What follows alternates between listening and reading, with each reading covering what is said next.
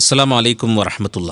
പ്രിയമുള്ളവരെ, ജീവിതത്തിൽ നമ്മെ കുഴപ്പത്തിലാക്കുന്നത് നന്മയുടെ വേഷമിട്ടെത്തുന്ന തിന്മകളാണ്. തിന്മ നമ്മുടെ മനസ്സിനെ എപ്പോഴും മതിച്ചുകൊണ്ടിരിക്കുന്ന അല്ലെങ്കിൽ പ്രേരിപ്പിച്ചുകൊണ്ടിരിക്കുന്ന ഒരു കാര്യമാണ്. വിശുദ്ധ ഖുർആൻ പറഞ്ഞല്ലോ, ഇന്ന നഫ്സല അമ്മാറത്തും ബിസ്സു. മനുഷ്യൻ്റെ മനസ്സ് തിന്മയെ പ്രേരിപ്പിക്കുന്ന ഒന്നാണ്. തിന്മയുടെ കുത്തൊഴുക്കിൽ അതിൽ വീണുപോവാതെ നന്മയുടെ മാർഗത്തിൽ സഞ്ചരിക്കാനുള്ള പ്രാപ്തി നേടുക എന്നതാണ് വിശ്വാസിയുടെ ജീവിതം വ്യതിരിക്തമാകുന്നത്. പ്രിയമുള്ളവരെ, നമ്മൾ ആലോചിക്കുക, നമ്മുടെ നാടും നഗരവുമൊക്കെ തിന്മകളുടെ നടുവിലാണ്. അവിടെ കഴിയുമ്പോൾ ജാഗ്രതയോടെ സൂക്ഷ്മതയോടെ നമ്മൾ മുന്നോട്ട് പോകേണ്ടതുണ്ട്. ഒരിക്കലും തിന്മയുടെ വലയിൽ നമ്മൾ ആരും പെട്ടുപോകരുത്.